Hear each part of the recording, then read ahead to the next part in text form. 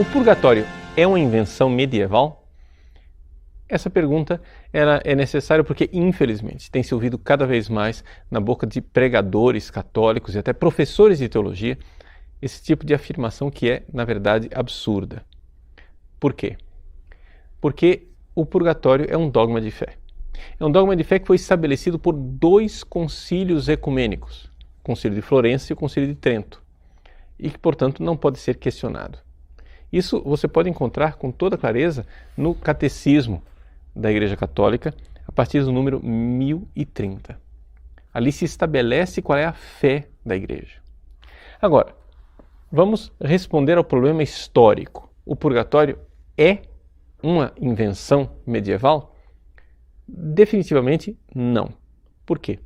Porque quando nós temos um dogma de fé, o dogma de fé só pode ser dogma de fé se ele estiver na fé dos apóstolos.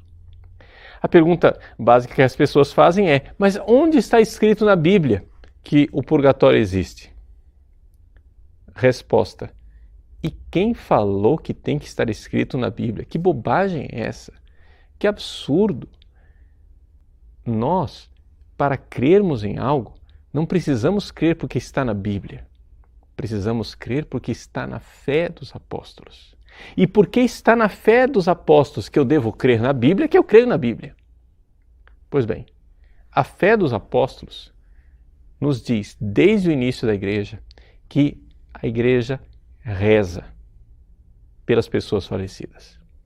Isto é um fato claríssimo, atestado universalmente em 2000 anos de cristianismo e não somente em todos os lugares. Isso é um critério muito evidente de fé apostólica. Quod semper, quod ubique, quod ab omnibus. Aquilo que foi crido sempre, quod semper. Aquilo que foi crido em todos os lugares, quod ubique. E aquilo que foi crido por todos os santos doutores, quod ab omnibus. É evidente que isso é a fé da igreja. Isso não é uma moda passageira. Então, peguemos lá, por exemplo, nas catacumbas cristãs, quantas e quantas inscrições, né? Rezando pelas pessoas falecidas. Reze por fulano, dá-lhe, Senhor, o refrigério. Né? Mas Santo Tomás de Aquino, grande teólogo, tira aqui a prova das coisas com o seguinte raciocínio que é muito simples. Nós sabemos que é inútil rezar pelas pessoas que estão no céu. E sabemos também que é inútil rezar pelas pessoas que estão no inferno. Porque tanto uma como a outra já estão no seu destino definitivo. Então, se a igreja, na sua praxe unânime, universal, de sempre, a sua praxe católica, rezou pelos mortos, é porque existe ainda, depois da morte, um tempo. Um período em que a pessoa já salva ainda não está pronta para contemplar a Deus face a face. Agora, isto que está atestado na praxe da igreja e atestado no magistério, através do ensinamento constante dos papas e dos bispos espalhados pelo mundo inteiro, em 2 concílios ecumênicos, inclusive no Concílio Vaticano II, isto aí também estaria na Bíblia? Bom, na Bíblia nós podemos encontrar, né, a atestação daquilo que é o costume de rezar pelos mortos no 2º livro de Macabeus, capítulo 12, versículo 46. É evidente que os protestantes não aceitam isso porque o livro de Macabeus não está na Bíblia deles. Mas se nós formos ver historicamente, nós iremos ver que, na verdade, as coisas foram o contrário. Ou seja, porque Lutero não queria aceitar o purgatório, ele então rejeitou o livro de Macabeus. Então, na realidade, né, se nós formos ver a verdade histórica das coisas, nós iremos compreender que o problema da existência do purgatório está numa visão protestante daquilo que é a santidade. Para os protestantes não existe santo, não existe santidade humana. Eles ficam irritados quando a gente diz São Fulano, São Beltrano, porque somos todos profundamente pecadores e nós iremos entrar no céu ainda profundamente pecadores. Só que Deus não irá olhar o nosso pecado. não irá imputar o nosso pecado, ele irá olhar somente a nossa fé. Por isso, o protestante, ele sacramentou teologicamente aquilo que era a dificuldade psicológica e psiquiátrica de Martinho Lutero. Ou seja, um homem que, atormentado pelos seus escrúpulos, não conseguia viver a santidade. No entanto, nós não temos só Martinho Lutero na história da Igreja. Assim como nós não temos somente Judas no Colégio Apostólico. Nós temos uma longa tradição de santos e numerosíssimos santos que, embora convertidos, embora sem cometer pecados mortais, embora virtuosos, continuavam a fazer penitência aqui na terra porque sabiam que precisavam se purificar.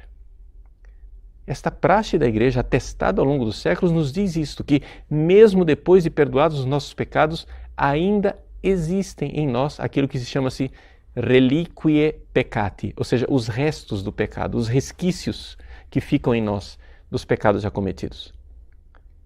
E você não precisa acreditar em mim, não precisa acreditar no dogma da Igreja, basta você acreditar em você. Olhe para dentro de você.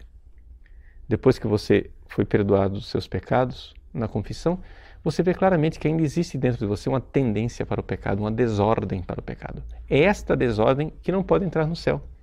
Isso deve ser modificado, isso deve ser purificado. E por isso existe, sim, de fato, o purgatório. Trata-se de uma lógica, né, dentro da realidade, da visão de santidade da Igreja de 2000 anos.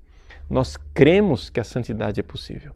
Quando nós olhamos para os santos e vemos que eles superaram essas tendências e essas desordens, e nós olhamos para nós mesmos e vemos dentro de nós essas tendências e essas desordens. Portanto, não se trata aqui de perdoar os pecados mortais. Os pecados já perdoados, ainda assim, nos dão trabalho, poderia dizer, trabalho para que nós nos purifiquemos. Então, trata-se de uma questão lógica. Se não fosse somente uma questão de que está presente na tradição unânime, inconteste e perene da Igreja, que está no magistério e existem indícios claríssimos na Sagrada Escritura, se não bastasse isso, então basta-nos também a lógica. Então, é evidente que, historicamente, a reflexão teológica a respeito do purgatório se desenvolveu plenamente na Idade Média. Mas não quer dizer que ele foi inventado na Idade Média. A reflexão, não é, foi realizada na Idade Média. Sou eu, desde que eu nasci. Embora agora, só depois de tantos anos de vida, foi que eu comecei a fazer uma certa reflexão a respeito de coisas que estão dentro de mim. Eu me dou conta de quem eu sou. Eu já sou há tanto tempo, mas vou conhecendo o que eu sou. Assim também a Igreja. A Igreja tinha a sua praxe, o seu comportamento de rezar pelas almas do purgatório. Quando os teólogos se perguntam por que é que nós fazemos isso, então encontra-se a explicação teológica que floresceu na Idade Média. É por isso que se cria esta mentira dizendo que o purgatório foi inventado na Idade Média, porque só aparece a palavra purgatório na Idade Média. Mas não é necessário que haja uma palavra para que exista a realidade. O seu filho já existia antes de você dar nome para ele.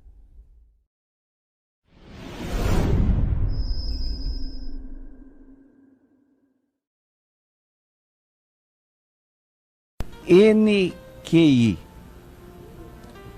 Existe purgatório? Nossa resposta é não. Não existe purgatório.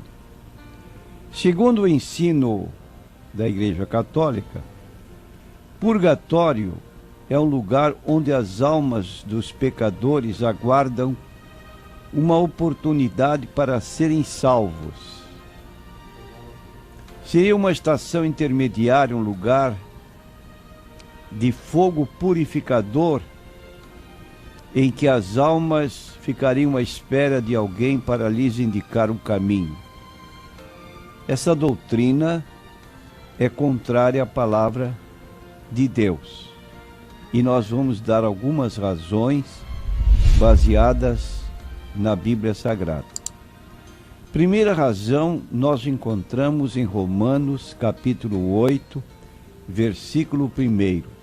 Diz assim: nenhuma condenação há para os que estão em Cristo Jesus.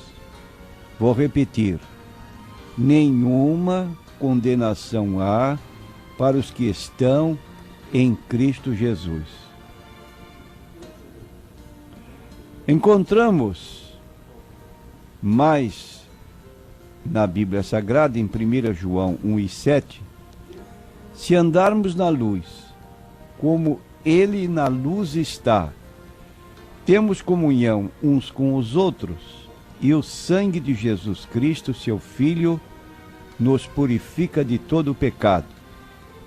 Versículo 9: se lhe confessarmos os pecados, Ele é fiel e justo para nos perdoar os pecados e nos purificar de toda injustiça.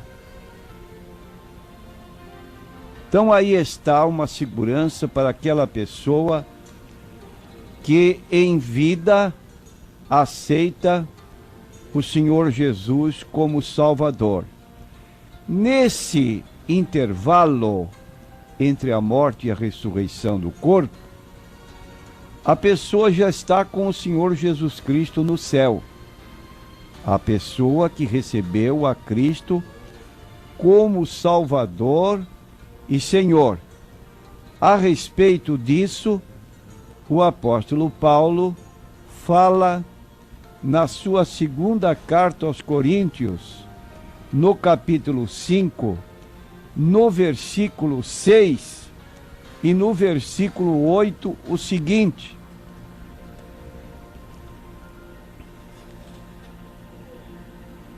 por isso estamos sempre de bom ânimo, sabendo que, enquanto estamos no corpo, vivemos ausentes do Senhor, mas temos confiança e desejamos antes deixar este corpo para habitar com o Senhor. No capítulo 7 de Atos dos Apóstolos, encontramos o primeiro mártir do cristianismo, chamado Estevão, era um diácono da igreja, que foi apedrejado. E diz o texto: mas ele, estando cheio do Espírito Santo, fixando os olhos no céu, viu a glória de Deus e Jesus que estava à direita de Deus. E disse: eis que vejo os céus abertos e o Filho do Homem que está em pé à mão direita de Deus. Versículo 59. E apedrejaram a Estevão, que em invocação dizia: Senhor Jesus, recebe o meu espírito. Não há virtude nenhuma em nós para que digamos isso dessa forma, que não passamos pelo purgatório, não por merecimentos pessoais, mas porque a obra redentora de Cristo na cruz é de uma eficácia tão grande que aquela pessoa que aceita Cristo, ele tem seus pecados perdoados, cancelados, e aí está a eficácia do que nós acabamos de ler: o sangue de Jesus Cristo, seu Filho, nos purifica, nos lava de todo pecado. Somente quem não é de Cristo por vontade pessoal irá definitivamente para um lugar de tormento. Então, nós temos dois lugares depois desta vida, um de felicidade, outro de tormento. Jesus falou que temos aqui na terra duas portas, duas estradas que conduzem a dois fins diferentes. Entrai pela porta estreita, largue a porta, espaçoso é o caminho que conduz à perdição, e são muitos os que entram por ela. Uma segunda razão é que nós acabamos de dizer que Jesus fez um sacrifício perfeito por nós. E ele pode salvar perfeitamente todos os que por ele se chegam a Deus. Então, prezado ouvinte, em Jesus há eficácia para salvar, não pondo você num purgatório, mas levá-lo diretamente para o céu. Paulo também se referiu a esta situação em Filipenses, no capítulo 1. Ele disse: para mim o viver é Cristo e o morrer é ganho. Se eu viver na carne e me der fruto da minha obra, não sei então o que devo escolher, mas de ambos os lados estou em aperto, tendo o desejo de partir e estar com Cristo, que isto é muito melhor. E uma terceira razão para concluir é que quem nele crê não é condenado, mas quem não crê já está condenado. Está no livro de João, capítulo 3, versículo 18.